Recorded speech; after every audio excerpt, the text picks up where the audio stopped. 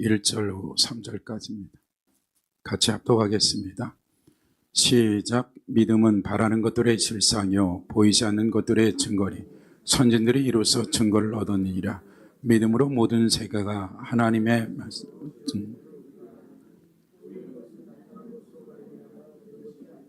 아멘. 하나님 이 시간도 말씀이 말씀되게 하시고 말씀이 생명되게 하여 주옵소서. 하나님, 우리가 하나님을 더욱더 알아가게 하시고 하나님의 마음을 알아갈 수 있도록 은혜와 긍휼을 베풀어 주시옵소서. 주의 중에 하나님 말씀을 선포하는 자리에 섰사오니 성령님 도와주시옵소서. 이 아침에도 위로할 자 위로하시고 연약한 자 강건케 하시고 질병에 치료되는 역사가 있게 하여 주시옵소서. 감사드리며 예수님의 이름으로 기도했습니다. 아멘. 우리가 지금 이제 믿음에 대한 것을 6번째 지금 보는 건데 오늘까지. 그래서 우리가 배웠던 이 믿음이라는 단어를 이제 우리가 잃어버리고 지워버리고 믿음을 생각할 때 뭐라고 우리가 계속 배웠냐면 무조건 이것은 이해하다, 설득시키다. 이해하고 설득시키다라고 일단 우리가 해야 된다. 그래서 창세기 12장에 아브라함을 불러서 말라기까지가 2000년인데 2000년 동안 개인이 됐던 가정이 됐던 나라가 됐던 하나님은 맹신적으로 우리를 믿게 한 것이 아니라 끊임없이 이해시키고 설득시켰다. 그래서 이 단어가 본래 그리스어로 쓰였을 때 우리가 말하는 파워나 능력을 말하는 것이 아니라 그 당시에 문화권 안에서 이해시키고 설득시키다라는 이 단어 안에서 나왔다 그랬어요. 그래서 우리가 끊임없이 예수님이 공생의 기간 동안에 했던 모든 것들도 끊임없이 가르친다란 그 단어는 하나같이 미알료인데 끊임없이 가르쳤다는 내용들이거든요. 그래서 우리가 이제 오늘 보고자 하는 것은 예수님이 무엇을 어떻게 가르쳤는지를 우리가 보는데 먼저 출애굽기 30장을 한번 보세요.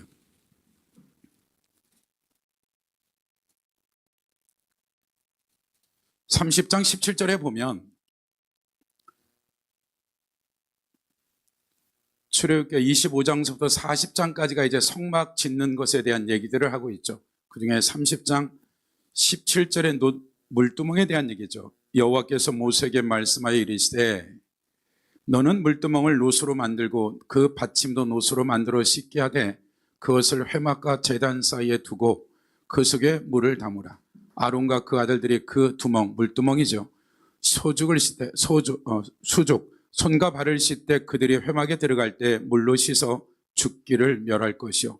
제단이 가까이 가서 그 직분을 행하여 여호와 앞에 화제를 사를 때에도 그리할지니라.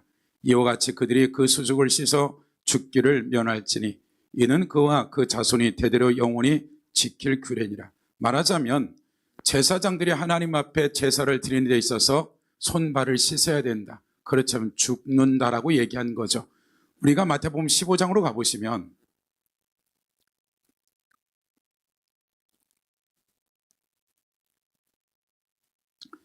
(15장) 1절에 보면 그때 바리새인과 서기관들이 예루살렘부터 예수께 나와 이르되 당신의 제자들이 어찌하여 장로들의 전통을 범하나이까? 떡 먹을 때 손을 씻지 아니하나이다. 대답하여 이르되 너희는 어찌하여 너희의 전통으로 하나님의 계명을 범하느냐? 지금 끊임없이 바리새인과 서기관들이 예루살렘에 와서 이상한 납비가 왔는데 메시아라고도 하고 여러 가지 이적과 기적을 하는데 소위 말해서 오늘날로 말하면 뒷조사를 보낸 거죠. 사내들이 공회원에서 도대체 이 예수라는 이 무리와 제자들이 무슨 짓을 하는지 조사하라 보는 지가 그중에 하나가 걸린 게 뭐냐면 무엇인가 음식을 먹을 때 손을 씻지 않고 먹는 것에 대한 시비가 걸린 거예요. 그래서 이 말에 대한 문제가 이제 시비가 걸리니까 4절 하나님이 이르되 내 부모를 공경하라 하시고 또 아버지나 어머니를 비방하는 자는 반드시 죽음을 당하리라 하셨거늘. 그러니까 우리가 지금 보았던 출애굽기 30장에 손 씻는 것들, 이제 이것을 좀 더 우리가 조금 바벨론 포로기 때 그 탈무드에 나와 있는 우리가 뭐 다는 모르지만 미시나에는 여러 가지 책들이 있어요. 우리가 성경에 창세기 출애굽기가 있대도 그 탈무드에는 미시나에는 종류별로 책들이 있어요. 아가포토라는 책도 있고. 근데 지금 이 말이 어디서 나왔냐면 손 씻는 것에 대한 출애굽기 30장을 엄청나게 확대 해석을 한 거예요. 말하자면 무슨 얘기냐면 미시나의 야담이라는 이 책이 있는데 1장 1절이 뭐냐면 정결의식에 대한 거. 2장도 그렇고 3장도 그렇고. 말하자면 거기에 나와 있는 그 지금 말한 장로들의 전통이라고 했을 때 그들이 말한 구전들을 지금 얘기하고 있는 거죠. 그러니까 거기에서 실제적으로 손 씻는 이 문제에 대해서 출애굽기 30장에 있는 제사장들만이 제사 집례를 위해서 이 손을 씻는 것들을 이제 어디까지 가버리냐면 이스라엘 백성이 많이 제사장들이라고 하기 때문에 이것을 일반 모든 이들에 확대해버린 거예요. 그래서 제사장들에게 주었던 이 말씀을 이제 확대 해석하면서 왜곡되어지기 시작한 거죠.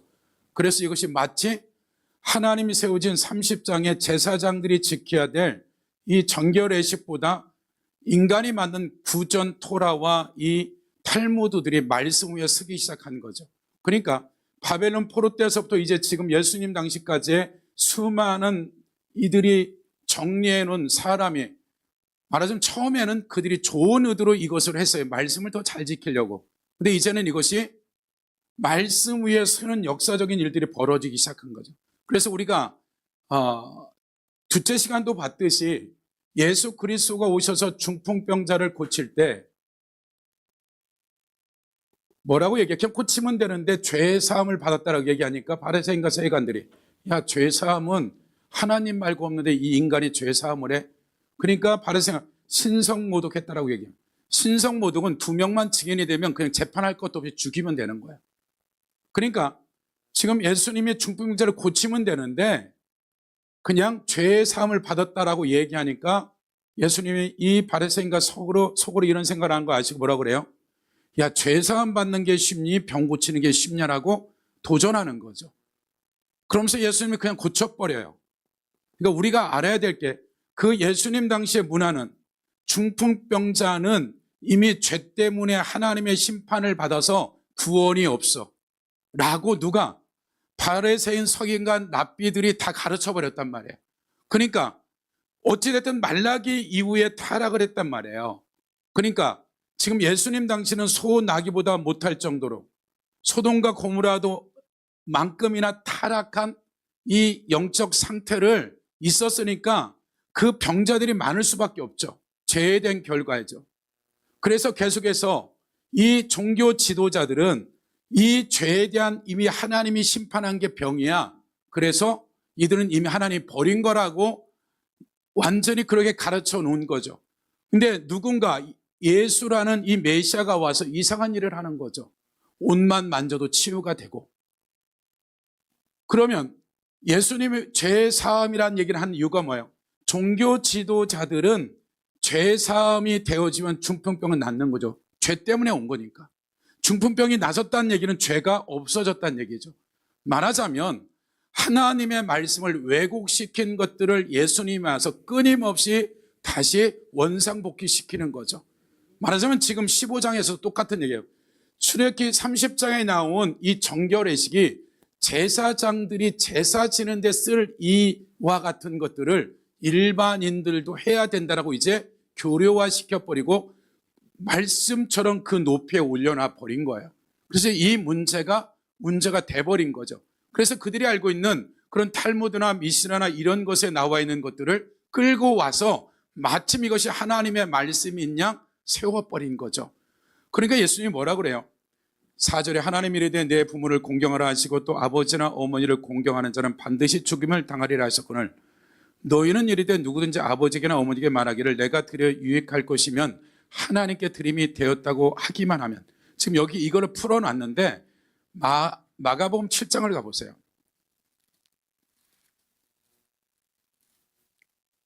똑같은 말을 이제 쓰고 있는 거죠.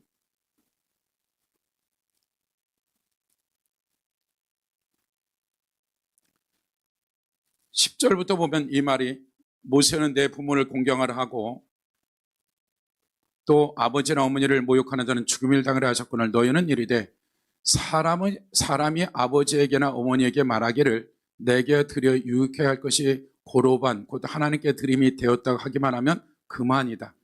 이제 이들이 출애굽기 30 26장을 왜곡시켰던 이 말을 지금 고르반이란 말을 가지고 이제 들어오는 거죠. 고르반은 어떤 말이냐면 하나님께 가까이 나가기 위한 제물이에요. 그러니까 이들이 뭘 갖고 들어와 버렸냐면 레위기 1장부터 나오는 게 뭐예요? 번제고, 그 다음에 소제고, 화목제고, 속죄제, 속건제. 이 5가지의 5대 제사 가운데 드려지는 제물들, 하나님께 바쳐지는 제물을 고르반했단 말이에요. 그러니까 말하자면 번제를 드려지는 것들, 우리가 레위기 1장을 한번 가보세요.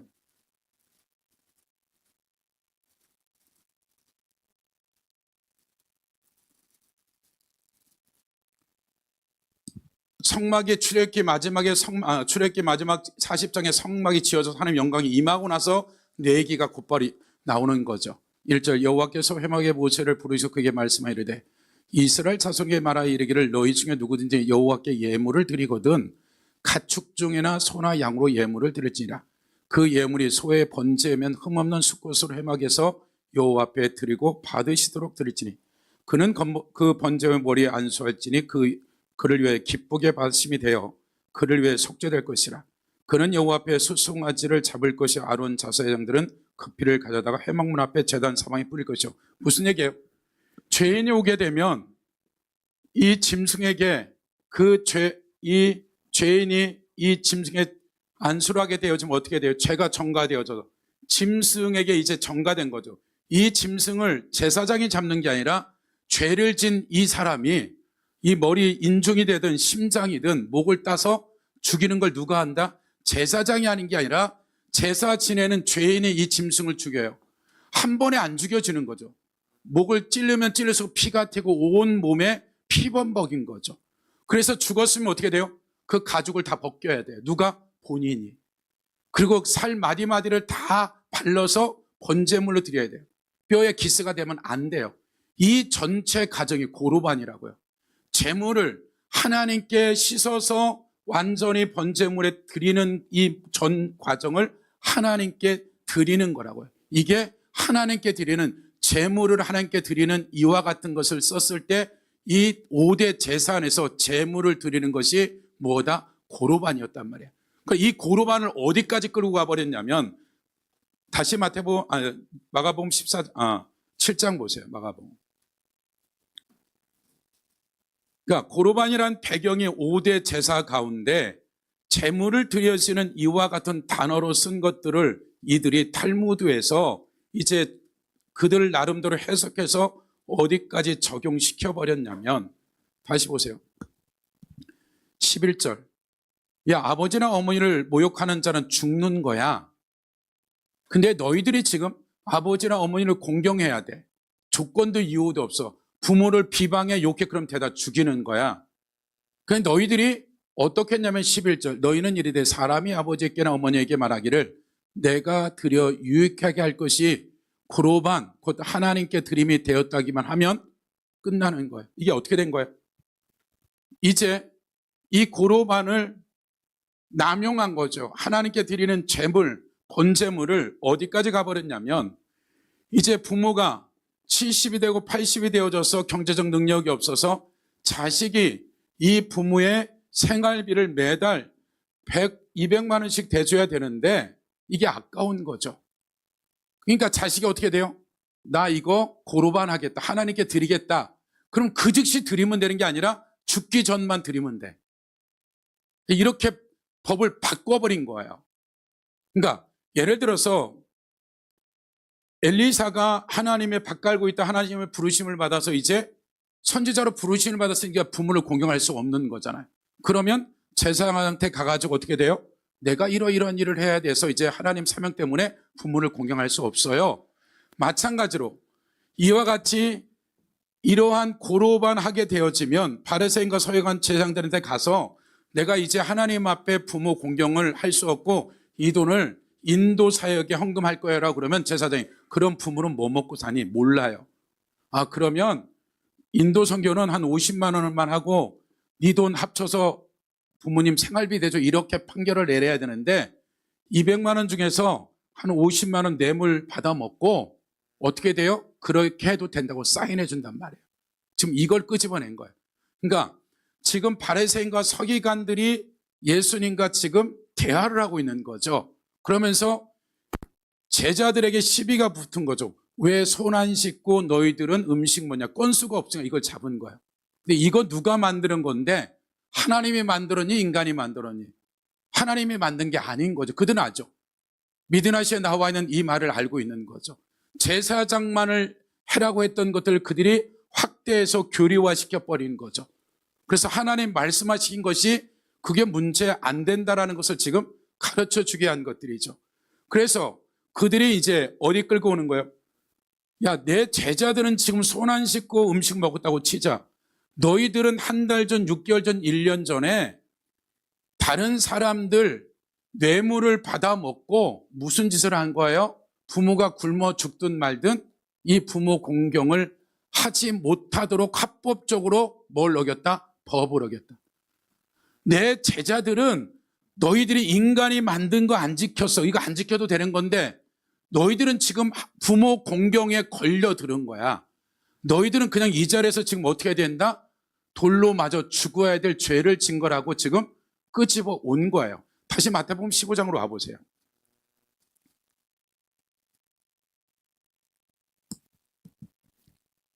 (4절) 하나님이 이르되 내 부모를 공경하라 하시고 또 내 아버지나 어머니를 비방하는 자는 반드시 죽임을 당하려. 그러니까 예수님이 지금 바리새인과 서기관들을 재판한 거예요. 니네들이 지금 무슨 짓을 하는지 아냐? 라고 얘기한 거야. 그러면서 이제 너희는 5절 너희는 이르되 누구든지 아버지나 어머니에게 말하기를 내가 들어 유익하게 할 것이 하나님 드림이 되었다 하기만 하면 그 부모를 공경할 것이 없다 하여 너희의 전통으로 사람이 만든 전통으로 하나님의 말씀을 뭐했다? 폐했다. 고로바는 5대 제사를 드리는 그 하나님께 나아가는 번제물을 지금 이렇게 잘못 해석해서 가르쳤다라는 거죠. 그러면서 이제 뭐라고 얘기해요? 7절 외식하는 자들아 이사야가 너희 권하에 잘 애원했다 일렀으되 이 백성이 입술로 나를 공경하되 마음은 내게서 멀도다 사람의 계명으로 교훈을 삼아 가르치니 나를 헛되이 경배하는다 하였느니라 하시고. 그러니까 다시 우리가 이사야서 29장으로 가보세요.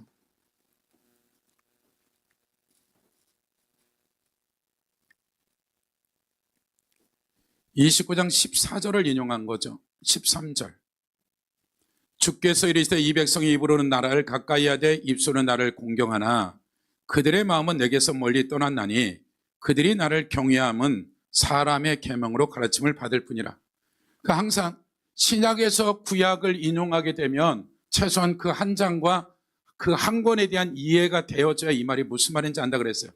그래서 29장 14절을 인용한 것은 이사 1장서부터 39장까지가 뭐다? 8세기 때 우시야, 요담, 아하스, 히스기야라는 유다 왕이 있었을 때 그들에 대한 정치, 경제, 사회, 문화를 얘기하는 것이 아니라 백성들이 타락한 이들을 향한 메시지를 정한 거죠. 그러니까 선지자가 나타났다는 건 시대적으로 문제가 생겼다, 타락했다라는 거죠. 그래서 1장 1절서부터 39장까지는 8세기에 대한 똑같은 내용들이에요. 그러니까 29장이나 28장이나 27장이나 똑같은 내용들이라고요. 그래서 우리가 한 절만 보게 되면 1장 2절 보세요. 1장 2절 하늘이여 들으라 땅이여 귀를 기울이라 여호와께서 말씀하기를 내가 자식을 향하여 거역기를 그들이 나를 거역하였다. 소는 그 임자를 알고 나귀는 그 주인의 구유를 알고만은 이스라엘을 알지 못하고 나의 백성은 깨달지 못했다. 9절 이사야 1장 9절 만군의 여호와께서 우리를 위하여 생존자를 조금 남겨두지 아니하였더라 우리가 소돔과 고모라 같았으리라. 너희 소돔에 가는들아 여호와의 말씀을 들을지어다. 너희 고모라의 백성 우리 하나님의 법에 기를지어다. 그러니까 2절에 소도 짐승도 자기 밥 주는 주인을 알아보는데 유다 백성들은 하나님을 알아보지 못한다. 완전히 초토하고 망한 상태에서 부귀영화졌더니 우상숭배하더라. 그리고 어느 정도 되어졌다? 소돔과 고모라 같다. 아니 오늘날 그 당시에 예루살렘 성전에서 솔로몬 성전에서 예배를 드리고 나가서 무당을 찾고 바알을 섬기고 이랬다라는 거예요. 지금요. 그 정도가 아니라 뭐 했다? 동성애를 뛰어넘어 수간을 했다는 거예요. 누가? 하나님의 백성이 그렇게 타락해버렸다. 그러고 나서 조금 더 가보면 13절 보세요. 3장 여호와께서 변론하러 일어나시며 백성들이 심판하시러 서시리라. 여호와께서 자기 백성의 장로들과 고관들을 심판하러 오시리니 포도원을 삼키는 자는 너희이며 가난한 자에게 탈취 물건이 너희 집에 있도다. 어찌하여 너희가 내 백성을 짓밟으며 가난한 자의 얼굴을 맷돌질하느냐. 기득권 세력들이 뭐래요? 장로 고관들이 가난한 자들을 다 포도원을 탈취하고 얼굴을 맷돌질할 정도로, 이 정도로 착취할 때가 어떤 때다? 이 지금 8세기 때 얘기하는 거죠. 그럼 2장에 보면 2장 5절을 보세요. 야곱의 족속아 오라 우리가 여호와의 빛에 행하자. 주께서 주의 백성 야곱의 족속을 버리셨음은 그들에게 동방풍속이 가득하여. 동방풍속이 뭐예요? 이스라엘 기점으로 해서 동쪽 아람, 아수르, 바벨론, 서인도까지 이 모든 우상을 들고 와서 집이고 산천이고 성전까지 가득했다. 그 정도만 아니야. 그들이 블레셋 사람들 같이 점을 치며, 그러니까 지금 그들이 안식을 지키고 절기를 지키고 나서 무슨 짓을 했다? 태양신서부터 온갖 신상을 섬긴 것이 8세기 때에 얘기를 하면서 29장으로 다시 가보시면 1절 슬프다 아리엘이여 아리엘이여 다윗의 친친 성읍이 해마다 절기가 도래오려니와 내가 아리엘을 괴롭게 하리니 그가 슬퍼하고 애곡하고 내가 아리엘같이 하리라. 그러니까 슬프다 아리엘이여 다윗의 친친 성읍 절기가 돌아. 절기는 일주일마다 안식일, 한 달마다 월사, 모든 절기는 회복이고 축제예요. 기뻐해야 되는데 왜 슬퍼하는 거예요? 이사야가 얘기하면 1년 지날수록 어떻게 된다? 심판이 가까우니까 슬픈 거예요. 기뻐해야 될 이와 같은 때. 그래서 우리가 배웠듯이 아리엘이라는 이 단어를 뭐 썼다? 언어 유희를 썼다. 먹는 배가 있고 타는 배가 있고 우리의 뱃살이 있는데 음가는 똑같은데 뜻이 틀리다. 마찬가지로 이 아리엘이라는 이 말이 첫 번째는 시온과 예루살렘과 유다를 말한다. 그것이 어디 나와 있어? 7절.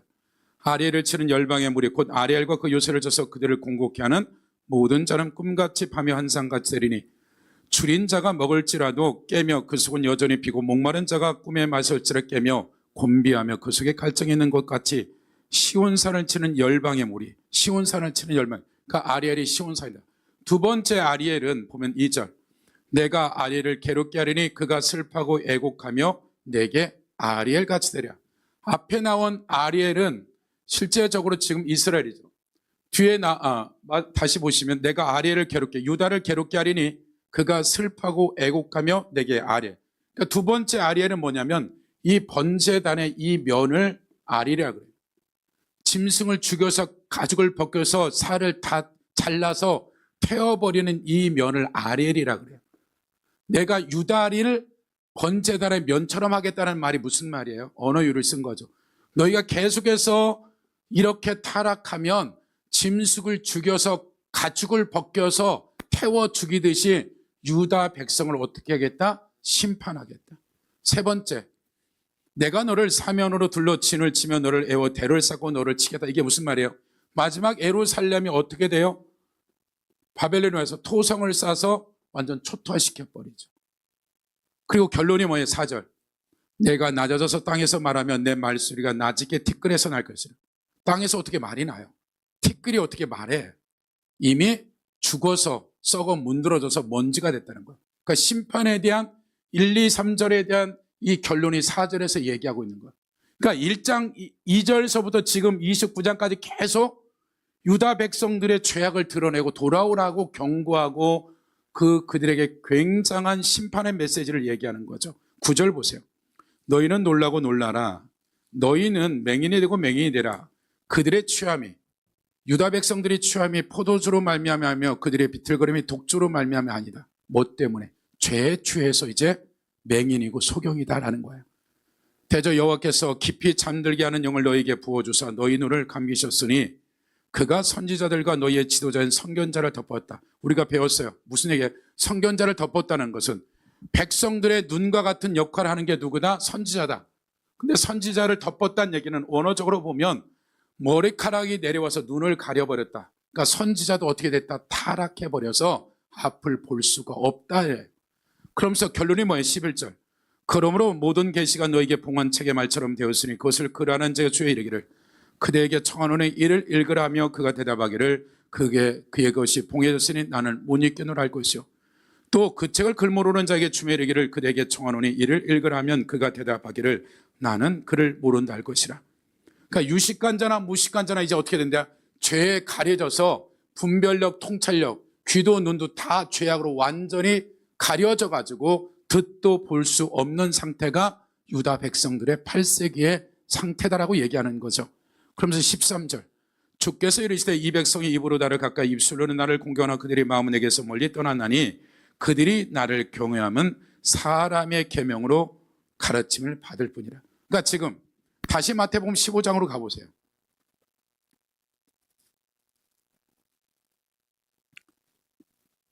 7절에 보면 애식하는 자들아 이사야가 너희에 관하여 잘 예언해서 바리새인 서기관 종교지도자들. 그러고 나서 8절 9절에 나온 이사야 29장 13절을 인용한 거죠. 그러니까 무슨 얘기예요? 지금 너희들이 인간이 만드는 전통들을 가지고 하나님의 말씀에 대한 걸 왜곡시켰어.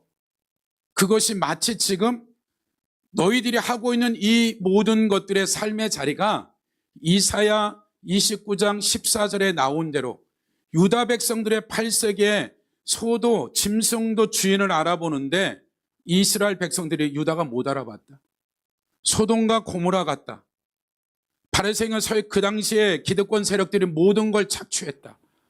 그러니까 이 말은 무슨 얘기예요 지금요? 29장 14절의 말은 현재 예수님 당시에 이스라엘 백성들의 영적 혼적 상태가 어떠하다? 소돼지보다 못하고 소돔과 고모라 같은 삶을 살고 있다. 누가? 종교 지도자로부터 모든 이들이 지금 썩어 문드러졌다라고 이 이사야서 29장 한 절로 얘기하는 거예요. 그러니까 지금 예수님이 와서 이들에 대한 잘못된 가르침들, 왜곡된 것들, 뒤틀린 말씀들을 새로운 것을 가르치는 것이 아니라 하나님의 말씀에서 말씀의 본질로 돌아오도록 마태, 마가, 누가, 요한은 계속해서 얘기하고 있는 거죠. 그러면서 10절 보세요. 무리를 불러 이르시되 듣고 깨달으냐 입으로 들어가지 사람을 더럽게 하는 것이 아니라 입에서 나오는 것이 사람을 더럽게 하는 것이니라. 이에 제자들이 나와 이르되 바리새인들이 이 말씀을 듣고 걸림이 된 줄 아시나이까? 그러니까 엄청난 도전인 거죠. 그래서 하나님 말씀과 동동된 이 말씀을 인간이 만들어 온 전통과 같이 올려놓고 종교 재판을 하는 거죠. 그러니까 엄청난 싸움인 거, 위험인 거 이건. 그냥 말하자면 이들이 말하는 전통, 미드라시나 미드라나 이런 모든 말씀 구전 토라를 하나님의 말씀과 동등시 여기는 걸 무시한다는 건 자기 생명을 거는 상태가 되는 거죠. 그러니까 잘못된 것을 지금 현장 안에서 다시 예수님이 가르치고 있는 거죠. 그러고 나서 우리가 보면 13절 예수께서 대답하여 이르시되 심은 것마다 내 하늘 아버지께서 심지 않은 것이 뽑힐 것이니 그냥 두라. 그들은 맹인이 되어 맹인이 인도하는 자로다. 만일 맹인이 인도하면 둘이 다 구덩이에 빠지라 했으니 베드로가 대답하여 이르되 이 비유를 우리에게 설명하여 주옵소서. 예수께서 이르되 너희는 아직까지 깨달음이 없느냐? 입으로 들어가는 모든 것은 배로 들어가서 뒤로 내버려지는 것을 알지 못하느냐? 입에서 나오는 것들은 마음에서 나오나니 이것이야말로 사람을 더럽게 한다. 마음에서 나온 악한 생각, 살인, 가름, 음란, 도둑질, 거짓 이것이 문제다라고 이제 결론을 짓는데 이제 하고자 하는 말의 결론이 무엇이냐면 예수님이나 침례 요한이 왔을 때 한 말이 뭐냐면 회개하라 하나님 나라가 왔다예요. 아니면 하나님 나라가 왔으니까 이제 회개하라는 거예요. 그러니까 지금 이러한 죄악 가운데 말라기 이후에 8세기 유다 백성들의 나귀보다 못한 이들에게 얘기한 건 하나님 나라가 진정한 하나님 나라가 왔으니까 이제 회개하고 돌아와야 돼라고 지금 외치는 거예요. 마태, 마가, 누가 똑같은 얘기를 하는 거예요. 그럼 이 회개라는 말을 우리는 이제 어떻게 알아야 될 거냐는 거죠. 이제 우리가 아까 보았던 출애굽기 30장의 말씀이나 지금 우리가 말하는 그 4개 나와 있는 5대 제사에 대한 고로반에 대한 이런 말씀에 대한 것들이 엄청나게 왜곡된 거죠. 그럼 예수님이 지금 말씀에 대한 이 출애굽기 30장의 정결의식이나 뇌기에 나온 5대 제사에 대한 제물에 대한 고르반에 대한 잘못된 거죠. 그럼 이것이 잘못됐다라고 주님이 이들에게 이 본질적인 말씀에 대한 가르쳤단 말이에요. 그러면 예수님의 말씀을 듣고 예를 들어 우리가 죄를 짓죠. 그럼 내 양심이 꺼리낌이 있으니까 회개하려고 그런단 말이에요. 근데 그 회개를 하는 데 있어서 회개라는 것은 어디로 돌아가야 된다? 말씀의 본질로 돌아가야 된단 말이에요. 근데 이 말씀으로 본질로 돌아가야 되는데 바리새인과 서기관들은 고르반에 대한 것을 지금 4개 나와 있는 5대 제사 드려지는 제물을 하나님께 드려지는 이것을 지금 어디로 왜곡시켰어요? 부모 공경하는데 고르반하면 된대. 그럼 그것은 거짓인 거죠. 그러니까 고르반에 대한 잘못된 것을 버리고 5대 제사에 내온 제물, 하나님께 가까이 나가는 제물에 대한 것으로 바꿔줘야지만이 온전한 말씀으로 돌아온단 말이에요.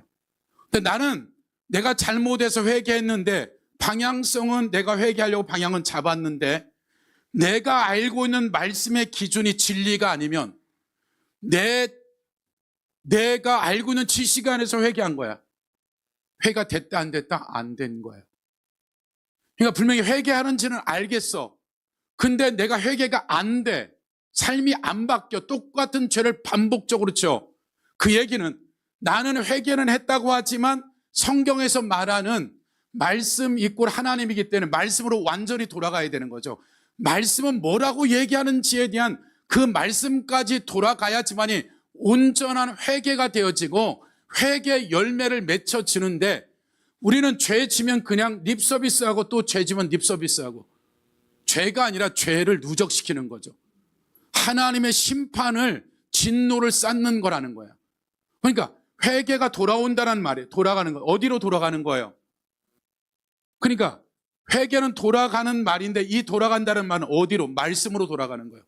내 기준과 내 가치관과 내가 알고 있는 성경적 해석으로 돌아가는 게 아니라 성경에 기록된 진리는 뭐라고 얘기하고 있는 그 진리 가운데까지 돌아가는 게 뭐다?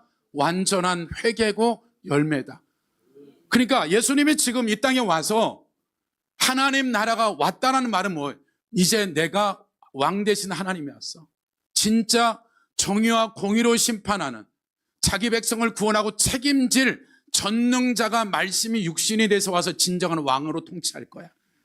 그리고 그분이 와서 우리 육신의 옷을 입고 오셔서 공생의 기간 동안에 지금까지 잘못된 말씀들을 다 어떻게 해요? 본질로 회귀시키는 거예요. 고르반 잘못됐어. 그럼 고르반에 대한 것들이 한두 가지겠어요, 지금요? 그들 나름대로 서로가 이것을 해석해놓고 이게 맞다 저게 맞다 해놓고 이것을 백성들에게 가르치기 시작한 거죠. 그러니까 우리가 하나님 앞에 하나님 나라 가운데 돌아갈 수 있는 것은 우리가 예수 그리스도를 믿기 전에 우리의 영은 구원받았지만 혼은 1%도 안 바뀌었다. 가치관 정체에서 아무것도 안 바뀌었어. 내가 가지고 있는 이 혼의 영역에 있는 이 모든 지정의에 대한 모든 것들, 이것이 혼이라는 마음의 영역에 말씀이 가야 되는데 이 말씀이 혼합됐으면 나는 내 수준 안에서 그냥 회개한 거야. 은혜가 뭔지 사랑이 뭔지를 내가 은혜 해석을 해놓고 나는 사랑에 하고 있어, 은혜를 하고 있어. 하나님하고는 전혀 상관이 없다.